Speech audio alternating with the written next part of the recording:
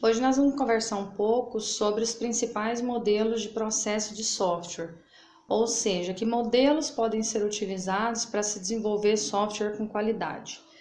No vídeo anterior eu apresentei para vocês características que levaram à crise de software.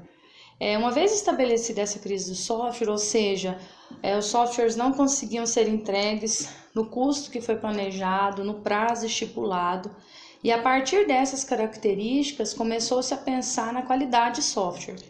E aí começaram a ser estabelecidos e criados os modelos prescritivos de desenvolvimento de software. Alguns autores também chamam de ciclo de vida, então tem algumas nomenclaturas diferenciadas. Eu tenho modelos de processo de software, ciclo de vida de software, eles caracterizam a mesma coisa. Esse vídeo ele foi dividido em duas partes. Esse tema, na verdade, foi dividido em duas partes. E nessa primeira parte nós vamos falar um pouco sobre a engenharia de software, que é uma tecnologia em camadas. Vamos falar das etapas de um processo de desenvolvimento de software qualquer, que existem características que são comuns a todo modelo de processo. Vamos falar sobre as características de desenvolvimento de software, isso dentro dos modelos prescritivos. Aí a gente tem o modelo codificar e consertar, a gente tem o modelo de desenvolvimento clássico ou genérico, vamos falar sobre o desenvolvimento evolucionário e sobre as metodologias ágeis de desenvolvimento. E outro assunto que a gente também vai abordar são os modelos de processos prescritivos, os que existem são mais comuns. Então a gente tem o modelo de codificar e testar, o ciclo de vida clássico, que é o cascata, uma evolução do ciclo de vida cascata, que é o modelo V, a prototipação, o ciclo de vida espiral e as técnicas de quarta geração. Quando a gente fala de engenharia de software, a gente costuma dizer que ela é uma tecnologia em camadas. Como base, a gente sempre tem um foco na qualidade, ou seja, a gente pensa nas características de desenvolvimento, pensa nas atividades, a gente planeja, tendo como base o foco na qualidade. A norma 9126 da ISO, ela trata algumas características associadas à qualidade do produto de software. E quando a gente fala qualidade do produto de software, eu estou pensando em características que associam a qualidade. Por exemplo, usabilidade, portabilidade. E aí eu tenho várias características que têm como foco a qualidade. A utilização de modelos de processo, por exemplo, ele tem como foco a qualidade. A gente utiliza etapas pré-definidas pensando em obter um software de qualidade. Com esse foco na qualidade, eu tenho os processos, que é o que a gente vai trabalhar, que é uma sequência de etapas a serem seguidas. A partir daí, eu tenho os métodos que compõem esses processos e eu tenho as ferramentas que comportam o estabelecimento desses métodos e desses processos. Então, quando eu falo em ferramentas, por exemplo, eu posso estar utilizando uma ferramenta case, isso é considerado ferramenta, ou uma outra ferramenta computacional qualquer que vai auxiliar nessa metodologia e nesse processo de desenvolvimento. Quando a gente fala no desenvolvimento de um software, existem características ou etapas que são comuns a todo o processo de desenvolvimento. Então, se a gente for falar nas etapas de um processo de desenvolvimento qualquer, eu tenho aqui a ideia, que é a concepção do cliente. A partir daí se levantam os requisitos. Uma vez levantados os requisitos funcionais e não funcionais, é feita uma análise desses requisitos. A partir daí se projeta, faz a parte de projeto, constrói-se, ou seja, codifica e ao final testa. Esse é um processo genérico. Quando se começou a trabalhar com modelos de processo de software, começou-se a trabalhar mais ou menos essa sequência de atividades e ao final chegava-se ao produto. Só que o que aconteceu é que os softwares foram evoluindo ao longo dos anos. E com essa evolução dos softwares, esse modelo de software aqui que é comum a todos, ele começou a não ser o ideal. Então, quando a gente fala nessa etapa aqui, na verdade, não é um modelo de processo, não é um ciclo de vida. Seriam etapas que pertencem a todos os modelos de processos que a gente vai trabalhar e que eu vou apresentar para vocês. Aqui a gente tem o processo de software. Quando a gente fala em processo de software, existe uma definição. É conjunto coerente de atividades requeridas para desenvolver um sistema de software. Então, quando eu tenho uma sequência de atividades, uma sequência de etapas que são realizadas, seja uma após a outra, ou então não sequencialmente, obrigatoriamente na sequência, eu conheço isso como sendo um processo de software.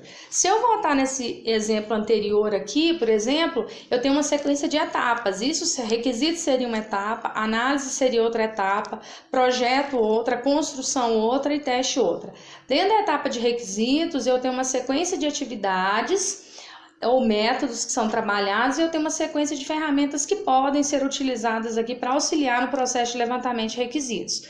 Documentação também, validação também. Então, dentro de cada uma dessas etapas, eu tenho uma sequência de métodos e eu tenho uma sequência de ferramentas que podem ser utilizadas para auxiliar na execução dessa atividade. Então, quando eu falo em processo de software, quando eu falo das suas atividades que são necessárias, eu tenho atividade de especificação, por exemplo, a especificação de requisitos, eu tenho a parte de design e projeto, design das interfaces, a parte de projeto do software, onde, por exemplo, se define a parte de linguagem de programação a ser utilizada, banco de dados a ser utilizados, eu faço a parte de arquitetura do projeto a ser trabalhado. E eu tenho a parte de validação, o que seria essa validação? Os testes que são realizados. E eu tenho a parte de evolução, isso considerando que todo software ele passa por um processo de manutenção e em muitos casos ele evolui, na maioria das vezes ele evolui. Então o modelo de processo de software ele é uma representação abstrata de um processo. Quando eu digo abstrata, porque é um modelo genérico que pode ser utilizado para diferentes softwares, para construir diferentes softwares, e ele fala o que fazer, mas ele não fala como fazer. Então por isso que a gente define como sendo um modelo abstrato. É uma comparação que é muito utilizada, que escolher um modelo de processo é como escolher um computador. Quando você vai fazer realizar a compra de um computador, por exemplo, você primeiro tem que identificar as suas necessidades, ou seja, para que eu vou utilizar aquele computador, e a partir dessa necessidade eu estabeleço qual a configuração.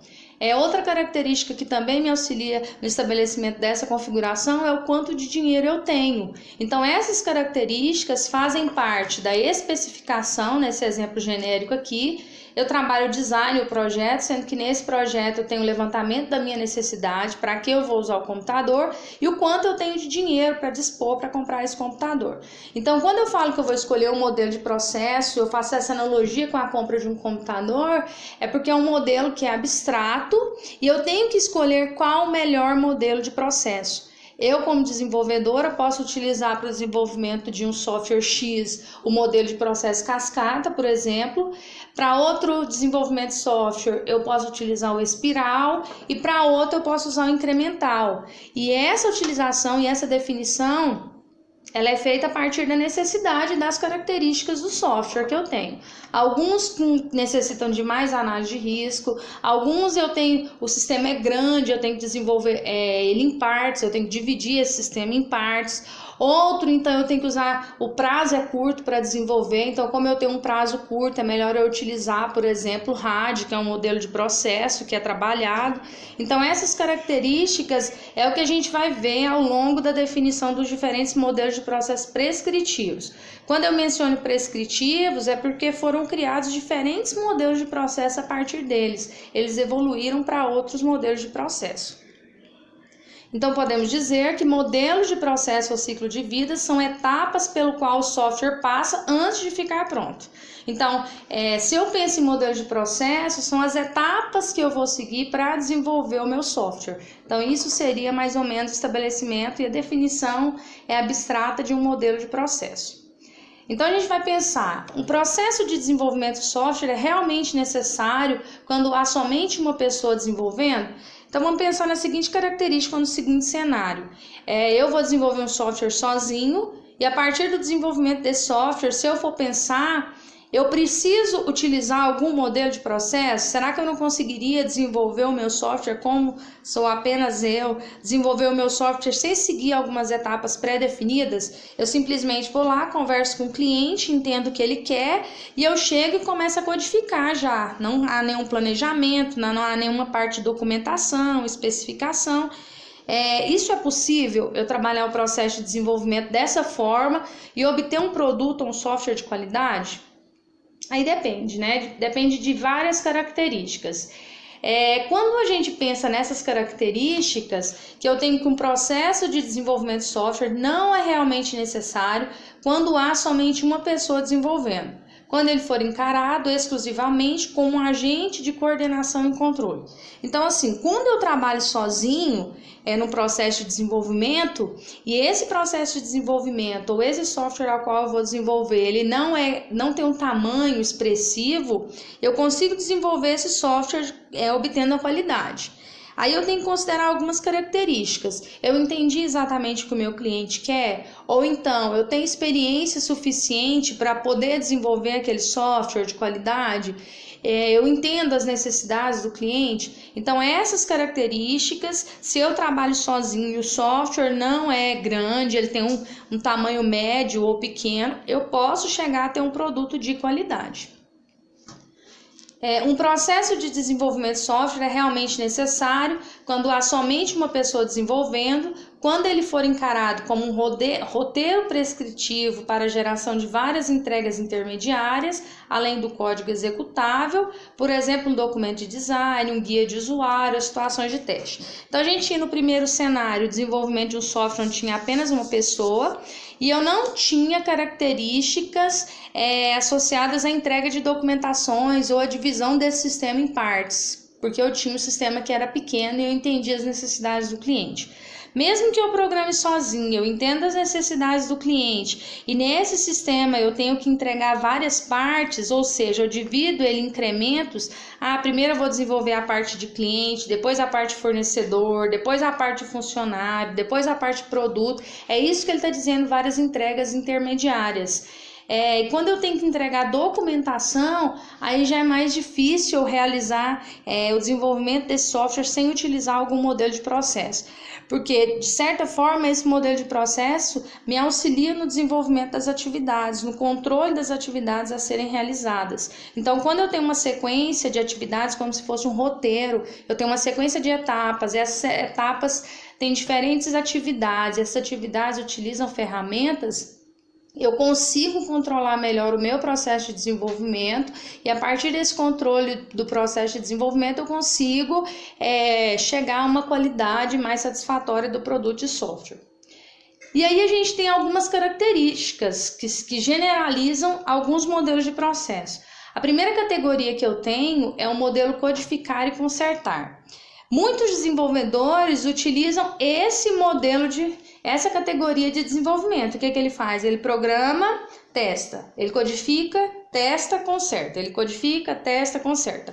Então, assim, isso é um modelo de desenvolvimento de software que é muito utilizado, que não se consegue obter qualidade num produto de software que é desenvolvido com as características atuais. Então, vamos imaginar que você vai desenvolver um software com um perfil, por exemplo, um sistema de vendas online, ou você vai desenvolver um WhatsApp da vida e você simplesmente vai utilizar essa categoria de desenvolvimento. Você codifica, testa, conserta, codifica, testa, conserta. Então, assim, na maioria das vezes não se controla nem o que foi consertado.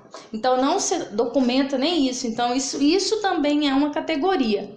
Outra categoria que a gente tem no desenvolvimento de software é o desenvolvimento clássico ou genérico. E aí a gente vai ver dois modelos de processo, que é o modelo cascata, o modelo espiral e outros.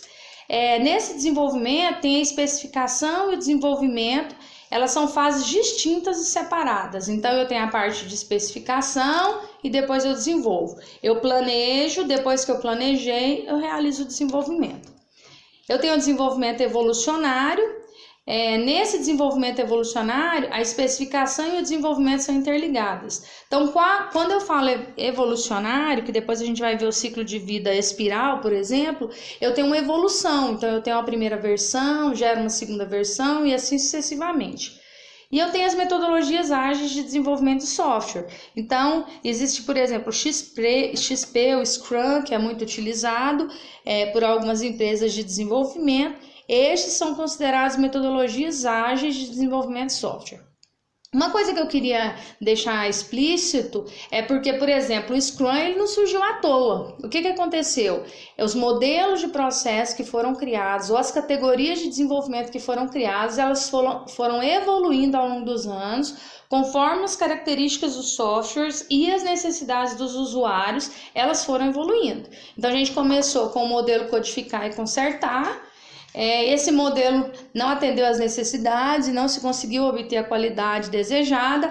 A partir daí desenvolveram modelos clássicos e genéricos, depois um desenvolvimento evolucionário e depois as metodologias ágeis de desenvolvimento. Então é importante perceber e compreender que essas metodologias elas foram evoluindo ao longo dos anos. Isso considerando, novamente, eu repito, a necessidade em termos de software e usuário, e tendo como base o foco na qualidade. E aí também existem outros, tá? Outros orientados a aspectos, enfim, existem outros modelos de processo que foram evoluindo a partir desses outros que eu já mencionei. O primeiro modelo que a gente vai trabalhar é o modelo codificar e consertar. Ele é conhecido como o modelo mais simples e caótico, que é o modelo código e correção ou ainda ad hoc. Quando a gente fala ad hoc, essa definição, se eu fosse definir esse termo, seria utilizado para designar ciclos completos de construção de software que não foram devidamente projetados em razão da necessidade de atender a uma demanda específica do usuário, ligada a prazo, qualidade ou custo, por exemplo. Então, não se pensou nessas necessidades. Eu entendi, conversei com o cliente, e às vezes nem converso com o cliente, faço um entendimento prévio, a partir daí eu começo a codificar e corrigir o que não foi dando certo. Codifico, compilo, corrijo. Codifico, compilo, corrijo. O ciclo código, compilação e teste, que eu acabei de falar, consiste na absoluta falta de processo, ou seja, quando eu falo que falta processo, não existe um planejamento prévio, não existe uma parte de especificação dos requisitos, não existe uma parte de projeto, não existe uma parte de testes, evolução, então não existe essas características. Eu tenho simplesmente um enunciado do problema, especifico previamente os requisitos e já começo a desenvolver o software. No começo, quando a gente começou a pensar em modelos, era tudo muito confuso, porque a gente veio da crise de software, onde não se controlava o processo de desenvolvimento. Foi aí que começaram a surgir problemas relacionados a custo, tempo e vários outros problemas. Outra característica, codifica e remenda sem nenhuma documentação. Então, não existe uma documentação mínima, porque quando a gente fala em desenvolvimento de software, fala de modelo de processo, tem-se a impressão que a gente vai realizar uma documentação extensa. Mas a intenção, e muita gente acha isso desnecessário e perca de tempo, mas a intenção com as metodologias ágeis de desenvolvimento e outras características, outros métodos também, é desenvolver o mínimo necessário de documentação para que haja um processo de planejamento, projeção, a parte de projeto, e aí a partir daí entenda as necessidades do usuário, e a partir dessas necessidades implícitas e explícitas comece o processo de desenvolvimento. Nesse modelo, codificar e consertar, nenhum processo foi definido, não existe sofisticação técnica ou gerencial, não se pensa na técnica ou na gestão dos processos. Ele é um modelo de alto risco, que é impossível de gerir e não permite assumir compromissos confiáveis. Como eu não tenho planejamento da especificação, por exemplo, dos requisitos, ou como eu não tenho uma documentação, não tem como se analisar risco, não tem como fazer uma projeção de tempo e custo. Pode-se obter qualidade? Sim, pode-se obter qualidade, dependendo de características como a experiência do profissional que está desenvolvendo ou da equipe, mas eu tenho características como, por exemplo, que dificultam a manutenibilidade. É difícil manter um software que eu tenho, por exemplo, que eu não tenho documentação relacionada a ele, que não existe um planejamento, não existe um padrão de codificação, de documentação, então isso dificulta o processo de manutenção desse software. É aquele que acaba sendo usado quando não se utiliza conscientemente nenhum modelo, é considerado o marco zero dos modelos. Então isso aqui, esse modelo desencadeou também a crise de software. E com o passar do tempo, os softwares ficaram mais complexos, eles tinham cada vez mais tarefas, mais atividades a serem executadas, mais pessoas utilizando, tanto utilizando como codificando, desenvolvendo. Os softwares tinham melhor coordenação do processo, tanto de utilização, e aí era necessário trabalhar a qualidade em uso, a qualidade externa e a qualidade interna, e com esse modelo de processo era impossível realizar isso. Mais modelos surgiram, então começou depois desse, surgiu o modelo cascata, depois do modelo cascata veio a prototipação, depois veio o espiral, e aí foram surgindo os novos modelos para poder atender a necessidade daqueles softwares que estavam sendo desenvolvidos. As tarefas no processo, a relação entre elas e o fluxo dessas tarefas, elas ficaram mais bem definidas, que é o que eu vou mostrar para vocês no próximo, nos modelos de processo a serem documentados. Qual foi a contribuição que esse modelo trouxe para a área de TI? Ele não trouxe nenhuma contribuição. Na verdade, se a gente for analisar a contribuição que ele trouxe, foi a forma de pensar que teve que mudar, e a compreensão que se eu não documentasse o meu sistema, se eu não entendesse as necessidades do usuário, ou se eu não tivesse uma sequência de atividades a serem realizadas no processo de desenvolvimento, possivelmente eu teria um software sem qualidade. Então, assim, se a gente for olhar indiretamente, essa foi a contribuição. Ele nos fez perceber, enquanto desenvolvedores, que ele não era um modelo ideal para ser utilizado, ele precisava evoluir. Vantagens: não se gasta tempo para documentação, planejamento ou projeto, isso vai-se direto à codificação. Aí esse ponto de interrogação aqui, ele vai direto nessa característica. Será que isso é realmente uma vantagem? Se eu colocar no contrapeso a qualidade e esse tempo que eu perco aqui, na verdade depois eu vou gastar esse tempo corrigindo esses problemas que foram identificados posteriormente. O progresso é facilmente visível à medida que o programa vai ficando pronto. Na verdade, esse programa vai ficando pronto, eu tenho um progresso ali, mas não se garante que exige qualidade. Não há necessidade de conhecimentos ou treinamentos especiais. A pessoa que programa ali, ela vai programar a partir do conhecimento que ela já possui.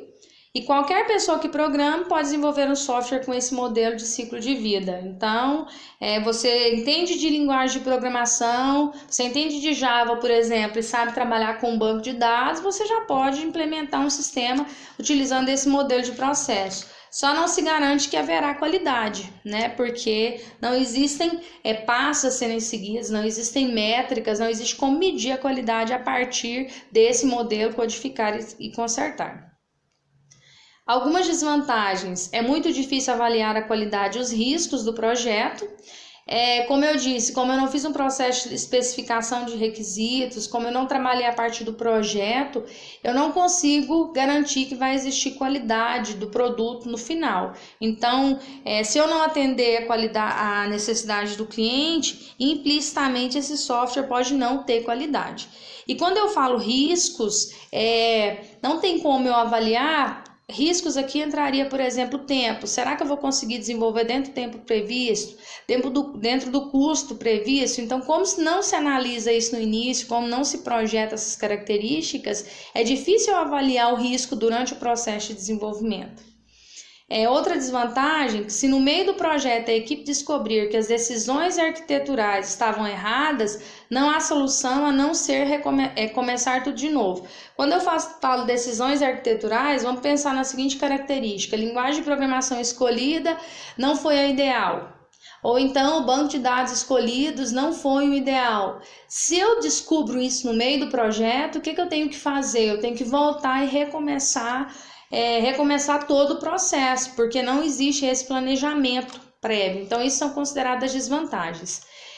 Se eu fosse trabalhar esse ciclo de vida em termos de um diagrama aqui, uma sequência de atividades, eu teria o enunciado do programa, eu teria o código, realiza-se o código. A partir desse código eu compilo. Se encontrar problema, ele depura, ou seja, verifica, corrige esse problema, ele faz a depuração mostrando qual é o erro, a partir daí vai para o código de novo, eu altero o que foi aqui, realizo a compilação, se encontrar novo problema, fica nesse ciclo aqui. Quando eu compilar, se eu não encontrar nenhum problema nessa compilação prévia, é feito o teste unidade. Quando a gente fala teste unidade, é testar cada unidade, cada parte separadamente. Nesse teste unidade, se eu encontrei problema, eu volto e começo o ciclo tudo de novo aqui. Mas se eu não encontrei problema, eu libero. Então percebam que eu posso correr o risco de ficar nesse ciclo vicioso aqui de correção, de depuração, ou então vir aqui e ficar nesse ciclo vicioso, que possivelmente ele vai ser um processo cíclico aqui. Por que ele vai ser um processo cíclico? Não definitivo, mas vai ser um processo cíclico porque não houve planejamento. Então, isso aqui pode acontecer e isso vai gerar o quê? Um aumento de custo, um aumento do processo de tempo, do processo de desenvolvimento, além de outras consequências, como, por exemplo, a não qualidade do produto e a insatisfação do cliente em relação ao produto ao qual ele contratou. Nessas características, eu tenho 3 abordagens principais. Vamos imaginar, de forma abstrata, um exemplo aqui, que eu tenho um software desejado, que seria aqui um quadrado, mais esse, mais esse. Se eu fosse trabalhar no modelo sequencial, que é o que a gente vai trabalhar agora, eu não tenho versões e só tenho um produto final ao final do processo de desenvolvimento. Se eu for trabalhar de forma incremental, quando eu falo incremento, eu tenho partes, o que acontece? Eu vou desenvolvendo em partes. Primeiro eu faço uma parte, depois eu faço outra parte, integro naquele, e depois eu junto as partes as quais eu desenvolvi. E quando eu faço o processo iterativo, eu faço várias versões de todo o sistema de uma vez. Então, eu vou ali, construo as 3 partes, depois melhoro essas 3 partes, depois melhoro cada vez mais. Então, quando a gente fala o processo iterativo, de repetição, eu olho todo o sistema de uma vez só. Então, eu olhei todo o sistema, desenvolvi uma primeira versão de todo o sistema, testei, validei junto ao cliente, a partir daí eu gero uma segunda versão de todo o sistema e depois uma terceira versão de todos os sistemas. Quando eu olho o processo iterativo e o processo incremental, comparando os dois, observem que no processo incremental eu dividi o sistema em partes e foi desenvolvendo gradativamente. Então, primeira parte, depois a segunda parte, e no iterativo eu enxergo o sistema como um todo e vou gerando várias iterações ou várias versões desse sistema como um todo. O primeiro ciclo de vida que a gente vai trabalhar, que depois do codificar e testar ali, foi o ciclo de vida clássico. Então, a gente partiu do codificar e testar e criou-se um primeiro ciclo de vida, que é o ciclo de vida clássico. Quando a gente fala nesse ciclo de vida, ele é o modelo mais antigo e o mais utilizado na engenharia de software. Quando ele fala que é o mais antigo e o mais utilizado, os autores trazem isso porque é uma versão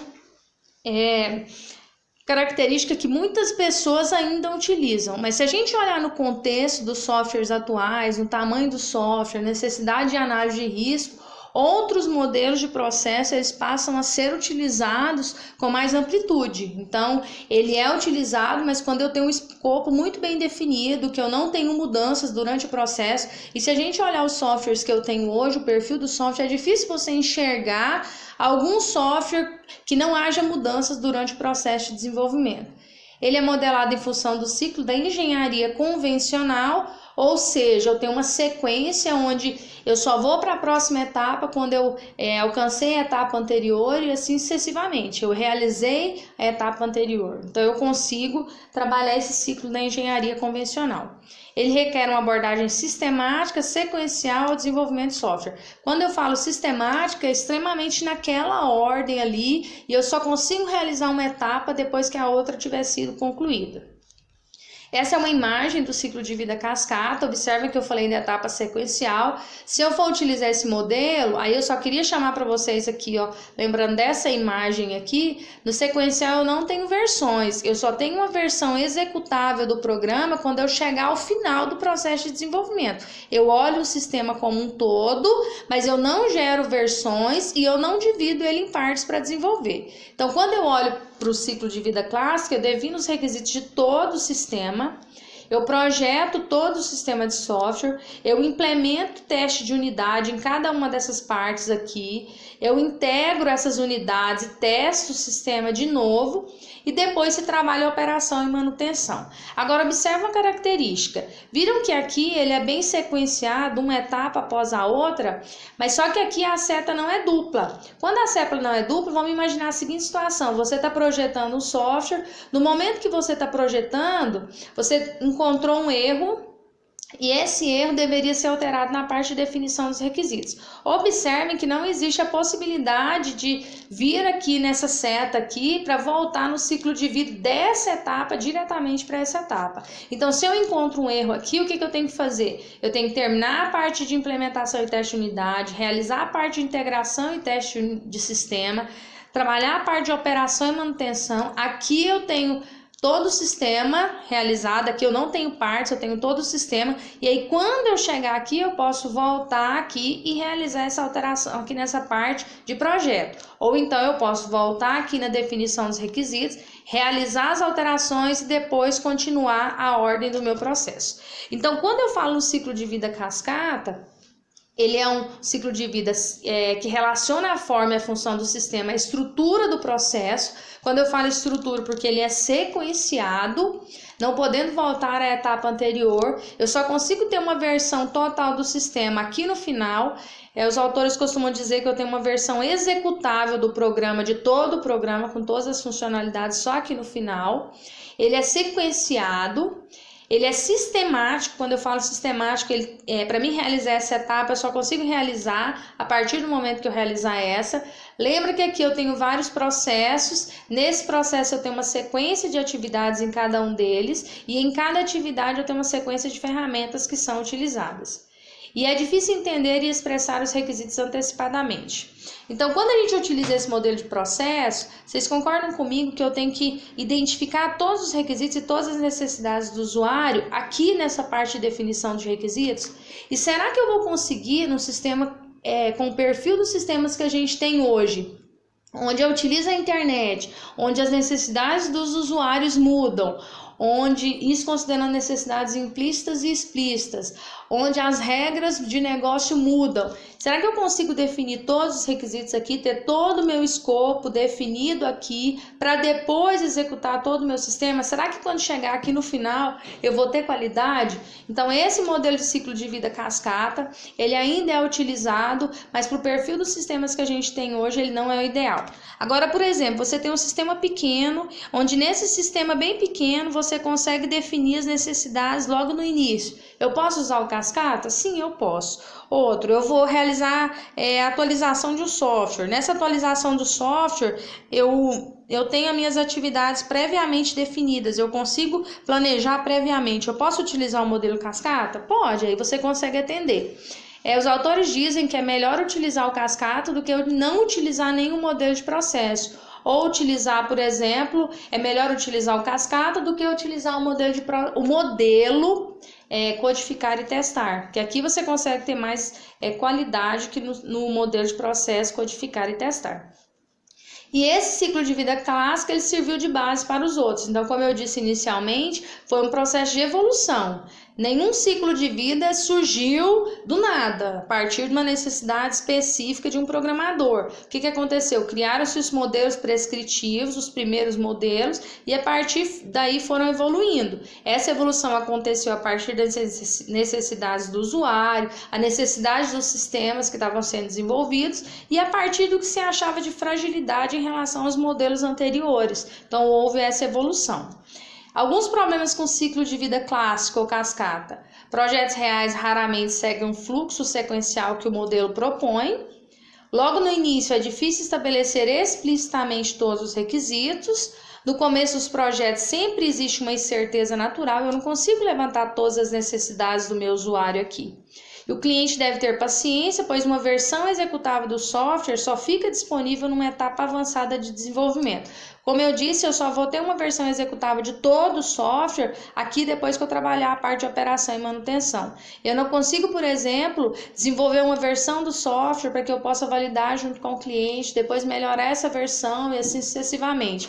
Ou eu não consigo desenvolver uma parte do sistema, como por exemplo, só a parte de produtos e mostrar para o meu cliente. Eu não consigo, porque aqui eu encaro o ciclo do processo de desenvolvimento como um todo. Ao final aqui eu tenho um executável de todo o programa. Mesmo que não seja a última versão, aí eu posso realizar adequações, mas eu tenho que voltar a executar os modelos de processo, as etapas desse modelo de processo novamente e sequencialmente. Atenção, embora o modelo de cascata tenha fragilidades, ele é significativamente melhor do que uma abordagem casual do processo do desenvolvimento de software. Então, como eu disse, é melhor utilizá-lo do que não utilizar nenhum. Certamente você vai ter mais qualidade se utilizar o cascata do que não utilizar nenhum. Se eu resumir esse ciclo de vida cascata, eu tenho etapas sequenciais, ele é um modelo inflexível, ou seja, ele é sequenciado, o cliente só consegue realizar validações ao final do processo, só aqui. Existem dificuldades da alteração das especificações durante o desenvolvimento. Então, só lembrando, se eu achei algum erro aqui nesse teste de unidade, eu não poderia vir aqui, já voltar e corrigir aquele aqui no projeto. O que eu teria que fazer? Passar para a próxima etapa, depois para a próxima etapa, e depois que eu realizar essa sequência de etapas, eu voltar aqui e corrigir o erro que foi identificado aqui, mas que ele ocasionou aqui. E não atende às necessidades. Isso por causa das mudanças no ambiente externo, no perfil de software, no perfil do cliente, enfim, as várias características que eu já mencionei.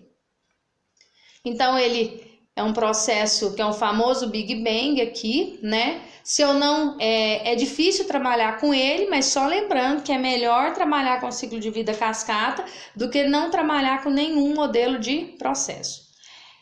A evolução do modelo cascata, ou uma variação do modelo cascata, é o que a gente chama de modelo V. Normalmente ele segue a mesma sequência de atividades se a gente olhar aqui. Então, eu tenho uma modelagem dos requisitos. Da modelagem dos requisitos eu tenho um projeto de arquitetura, depois eu tenho um projeto de componentes, eu tenho a geração do código, a partir daí gera-se um software executável. Observaram que aqui também eu tenho que seguir essa sequência exata, só que aqui no modelo V trabalha-se mais testes, então aqui eu realizo o que? O teste de unidades, que é a partir da geração do código, aqui realiza teste de unidade, encontrou erro, ele volta na geração do código ou no projeto de componentes, depois realiza o teste de integração, aí ele volta aqui ou no projeto de componentes ou no projeto de arquitetura, se tiver necessidade. Se ele voltar aqui no projeto de arquitetura, daqui ele vai ter que seguir essa etapa e essa para depois começar aqui de novo. Então, ele é uma variação do modelo cascata, ele também é sequenciado e eu só consigo voltar para realizar alterações depois que eu executar todas as etapas. A diferença é que eu tenho uma maior quantidade de testes, então houve uma integração de testes. Então, se a gente pensar no modelo cascata ou no modelo V, que é uma variação do modelo cascata, seria melhor utilizar esse modelo V, porque eu tenho uma maior quantidade de testes aqui.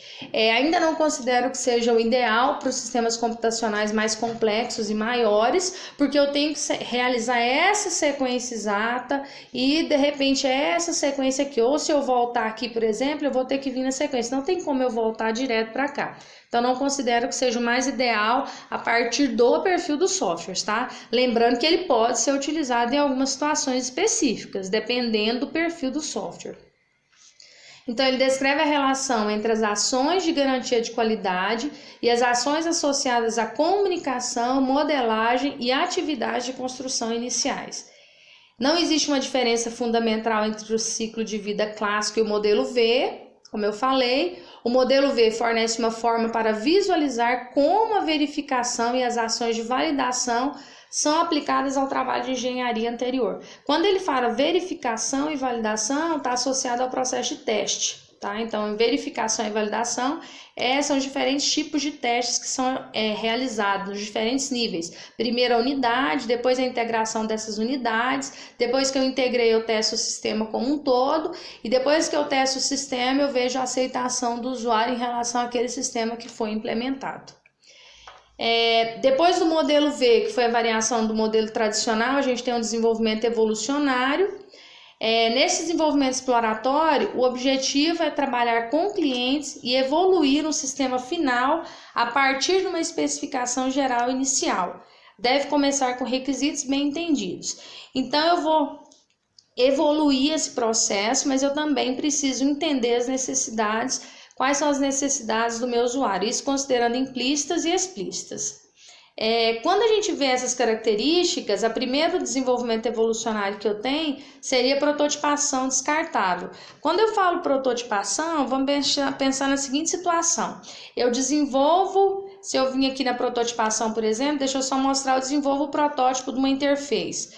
Quando eu desenvolvo o protótipo dessa interface, ela pode ou não ser descartável. Para que serve esse protótipo? Para me levantar requisitos junto ao cliente, para me validar as necessidades do cliente. O cliente me disse que quer isso, isso e isso, mas eu tenho que arrumar uma linguagem para ver se o que eu entendi é realmente o que ele necessita. Então, muitas vezes a gente gera um protótipo parecido com esse.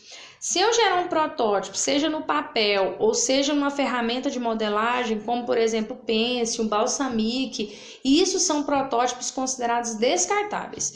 O ideal é que se trabalhe com protótipos evolucionários. O que seria isso? Eu vou dentro da própria linguagem de programação que eu vou desenvolver e gero o designer da interface na própria linguagem de programação. Então isso seria o meu protótipo.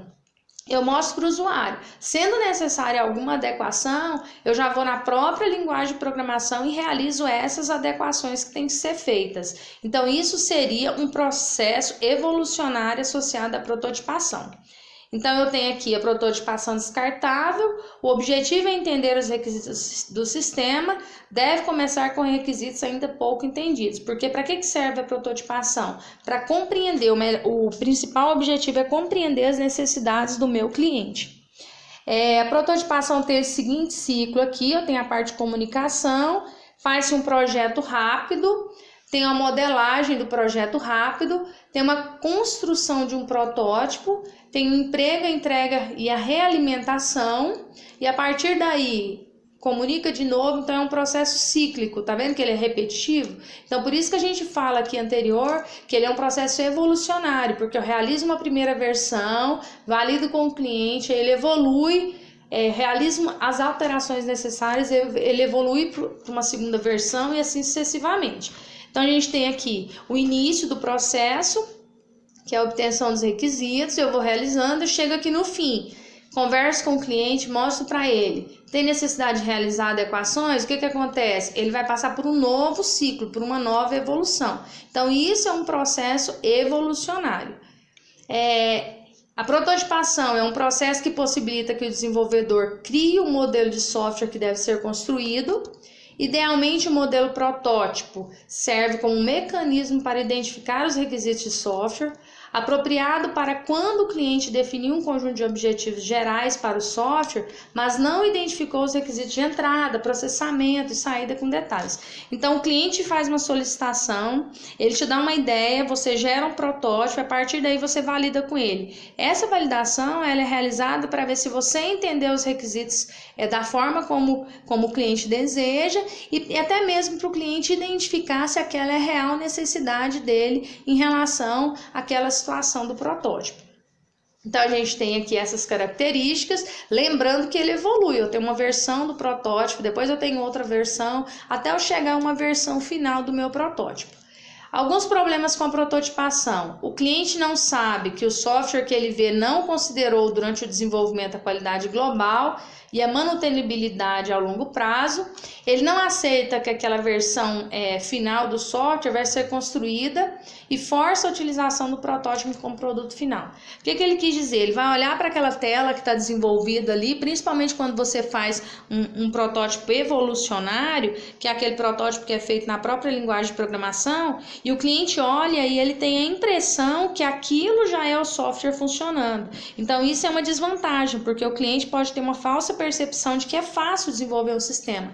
Imagina a seguinte situação, ele chegou, te pediu para desenvolver um sistema e 2 dias depois você mostra vários protótipos para ele. Ele fala, nossa, mas você me pediu 3 meses, 4 meses e você gastou 2 dias, então ele pode ter essa falsa impressão. Então é preciso que haja uma comunicação entre o desenvolvedor e o cliente para deixar claro para ele que aquilo ali é só como se fosse a carcaça do sistema, é só a tela.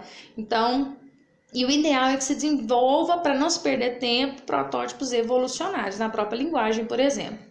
Outro problema é que o desenvolvedor frequentemente faz uma implementação comprometida, utilizando o que está disponível com o objetivo de produzir rapidamente um protótipo.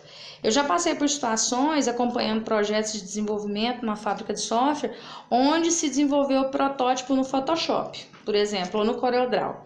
E depois, quando foi passar isso, era um software que ia ser desenvolvido em PHP, validou com o cliente o protótipo, e quando foi passar para a linguagem de programação, as ferramentas que ele desenhou no Photoshop não tinha no PHP. Então, o que acontece? Para desenvolver rápido, ele usou uma ferramenta, ou o Pencil, ou uma ferramenta de modelagem que já tem conhecimento, e não fez na própria linguagem de programação, mostrou para o cliente e depois não conseguiu desenvolver um software com a interface parecida com o que ele tinha feito. Por quê? Porque naquela ferramenta a qual ele utilizou para modelar, não tinha os componentes que o PHP tinha e vice-versa. Então, isso foi um problema que foi detectado. Alguns comentários sobre a prototipação. Ainda que possa ocorrer problemas, a prototipação é um ciclo de vida eficiente. A chave é definir-se as regras do jogo logo no começo, ou seja, entender as necessidades do usuário, as regras de negócio. O cliente e o desenvolvedor devem ambos concordar que o protótipo seja construído para servir como um mecanismo a fim de definir os requisitos. E aí onde eu quero chegar? O protótipo ele foi utilizado, a prototipação, na verdade, foi utilizada por um tempo como um modelo de processo. Aí começou-se a perceber que ele não atendia as necessidades do processo de desenvolvimento.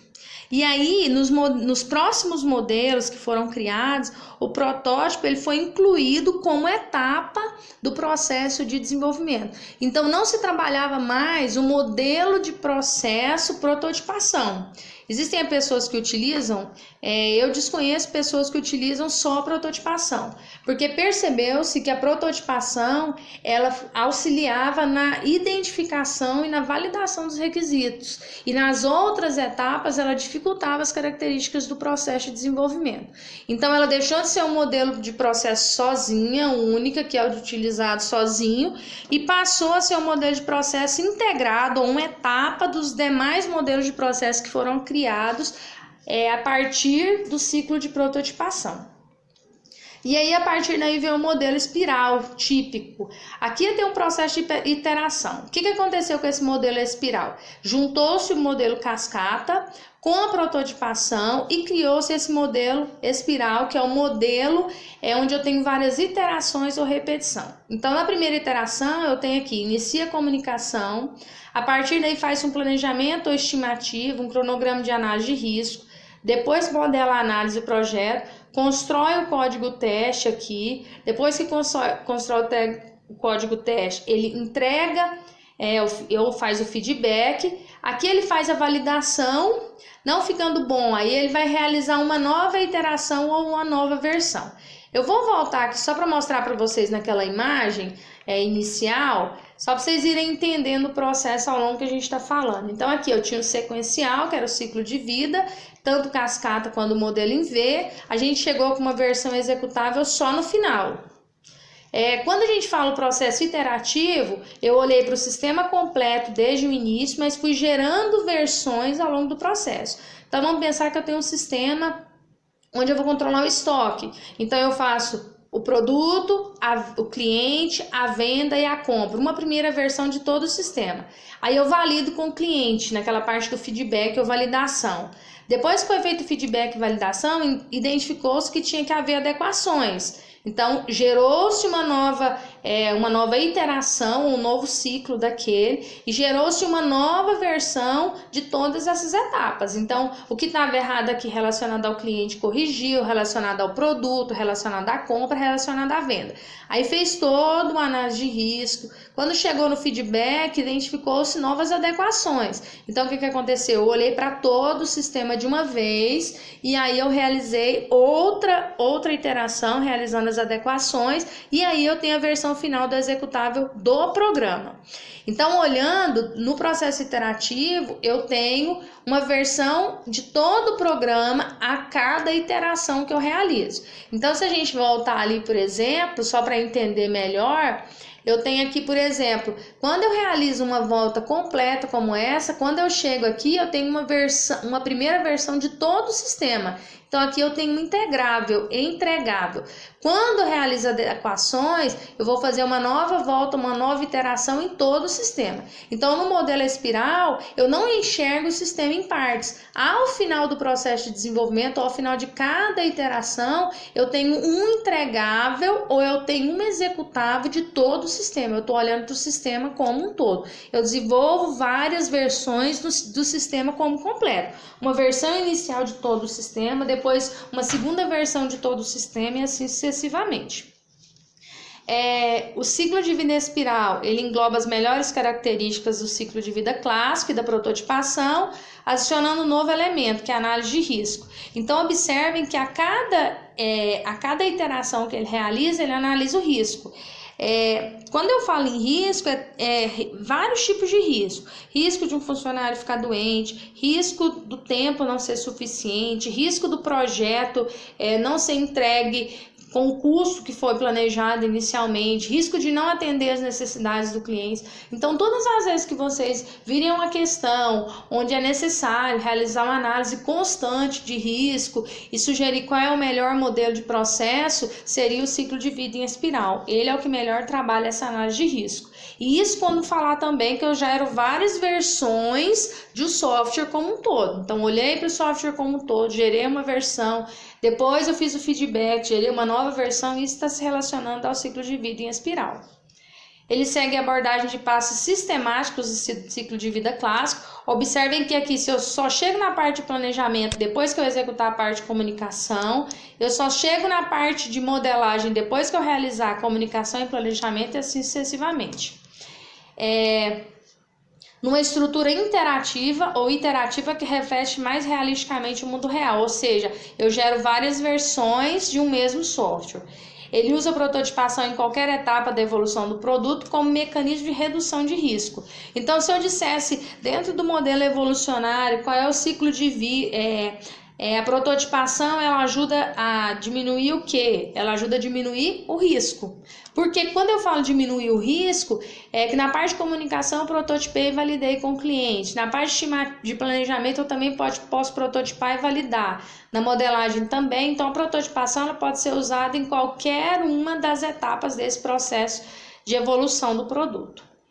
Neste modelo, o projeto é atacado como uma série de pequenos ciclos, cada um finalizando uma versão do software executado. Quando eu dou uma volta aqui na espiral, aqui eu tenho um ciclo. Quando eu dou uma nova volta, tem outro ciclo e assim sucessivamente. Lembrando que ao final de cada ciclo eu tenho uma versão executável do programa como um todo. Então aqui eu não enxergo o programa em partes, eu enxergo ele sempre como um todo ao final de cada ciclo.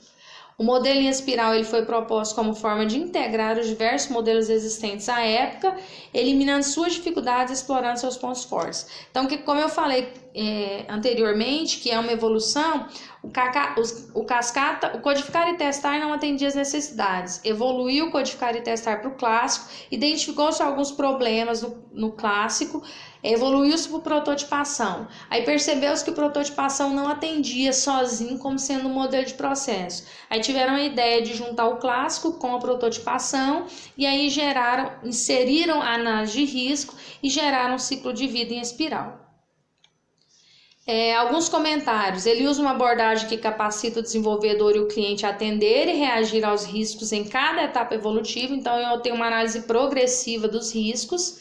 Ele pode ser difícil de convencer os clientes, de que uma abordagem evolutiva é controlável. Imagina a situação, você conversa com o cliente, ele chega lá e fala os requisitos para você, você entende, compreende os requisitos, vai, programa e gera uma primeira versão do programa como um todo. Aí você vai com o cliente, senta, vê o feedback dele.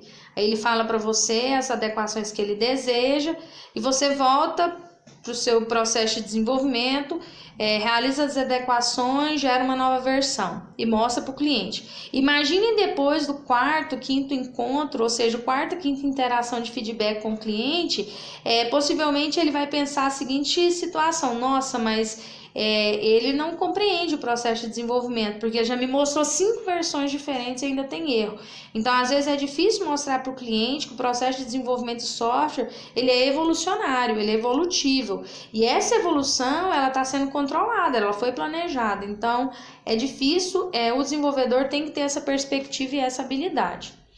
Exige considerável experiência na determinação de riscos e depende dessa experiência para ter sucesso. Então, a pessoa que está trabalhando com esse processo de desenvolvimento, ou as pessoas, ela tem que saber analisar o risco, controlar esses riscos que podem acontecer. Vantagem, é uma abordagem realista, porque quando eu olho o software como um todo, eu não consigo na primeira versão ter a versão final do software, ela tem que ir sendo criada aos poucos, gradativamente. E uma desvantagem é uma adoção difícil no processo de desenvolvimento de software de grande porte, uma vez que o custo e o cronograma vão sendo alterados ao longo do projeto. Vamos imaginar que você tem um software de magnitude média, então você tem lá produto, cliente, fornecedor, compra, venda, relatórios e outros requisitos funcionais. Imagina você quanto tempo você vai gastar para poder gerar uma primeira versão desse software como um todo. Então você vai implementar todas as interfaces, todas as unidades, vai implementar tudo. Aí você vai chegar para o cliente com essa primeira versão. Quanto tempo você vai gastar? E aí depois você faz o feedback, ele verifica as adequações e quanto tempo você vai gastar para realizar essa adequação em todo o software.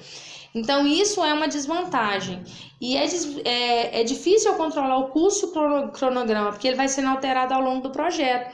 Esse custo e o cronograma vai depender de quê? Das adequações solicitadas pelo cliente, do que você percebe ao longo do projeto que precisa ser adequado, e é difícil gerenciar um processo de desenvolvimento onde se altera o custo e o cronograma durante o projeto, não tem como estipular isso no início. Resumindo o ciclo de vida em espiral, ele é uma sequência de etapas, lembrando que ele é uma evolução do cascata, uma evolução do cascata, mas só que com a inserção da prototipação e análise de risco. É um processo dividido em versões, lida melhor com alterações durante o projeto, só que lembra que é difícil eu controlar o custo e as mudanças. Quando eu falo lida melhor com as alterações durante o projeto, isso se comparado com o modelo cascata. Maior validação e acompanhamento por parte do cliente, só lembrando que quando eu chego ao final de cada uma dos ciclos ou das iterações, eu tenho uma versão executável de todo o programa. Não permite etapas sendo realizadas em paralelo ou que precisem se comunicar com outras etapas. Então eu não consigo trabalhar várias equipes fazendo coisas diferentes ao mesmo tempo. Eu não consigo fazer isso. Esse modelo de processo não comporta essa característica específica. Um próximo modelo de processo que a gente vai ver é o que a gente chama de técnicas de quarta geração. Nesse técnicas de quarta geração, eu tenho alguns modelos de processo. Eu tenho a obtenção dos requisitos, o estágio do projeto, implementação utilizando técnicas de quarta geração e teste.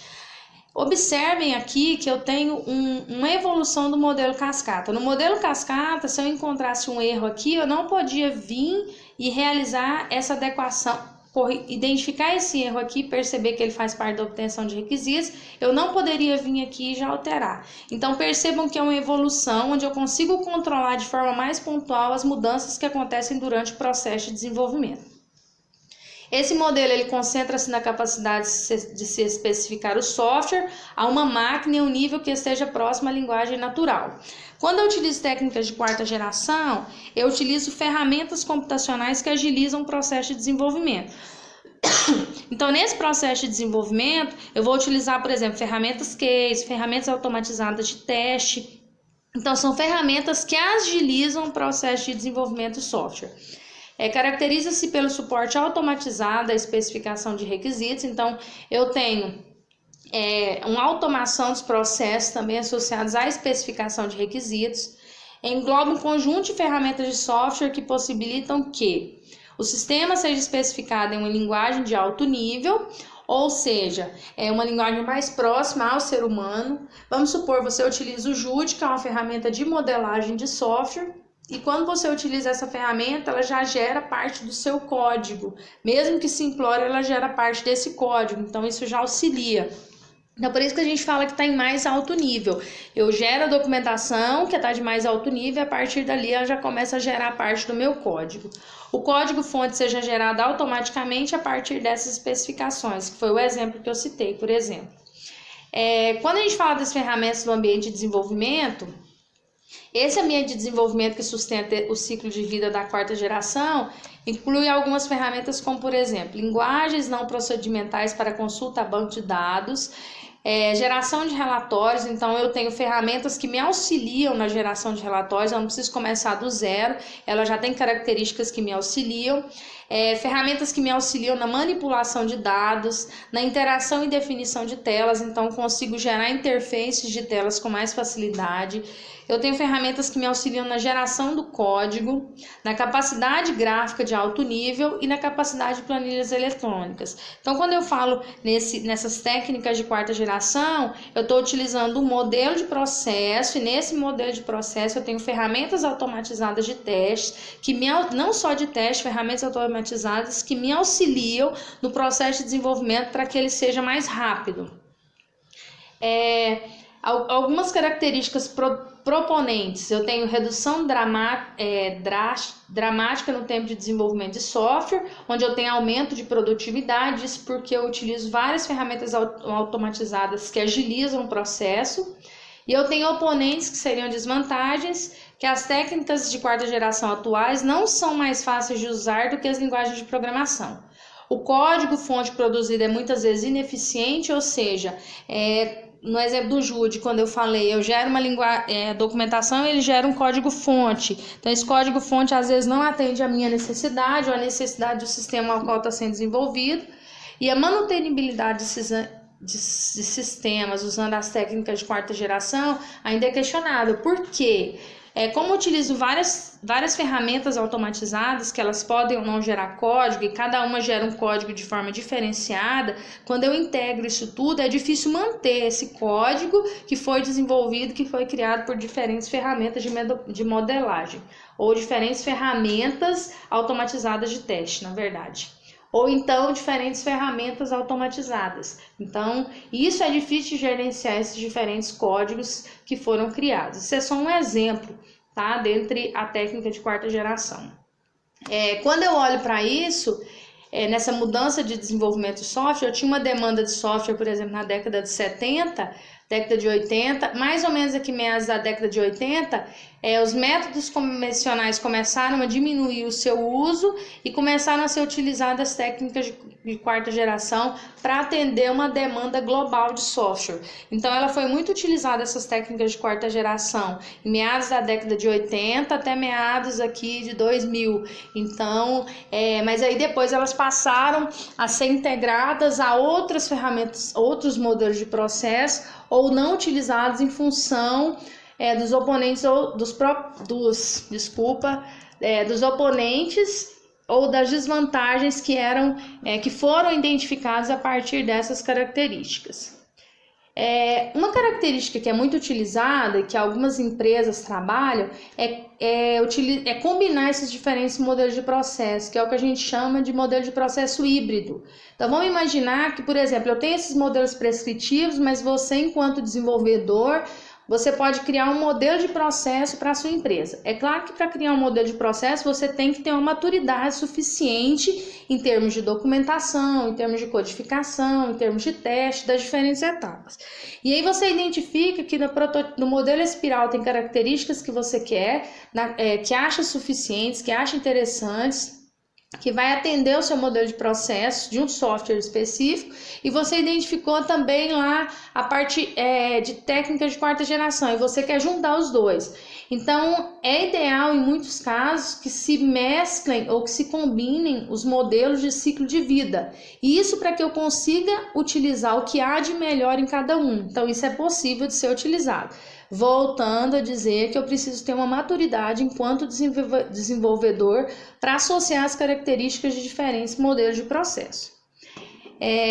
Então, na figura anterior, foram mostrados como os paradigmas da engenharia de software podem ser combinados num único esforço de desenvolvimento de software. O trabalho inicia-se com a definição dos objetivos, alternativas e restrições.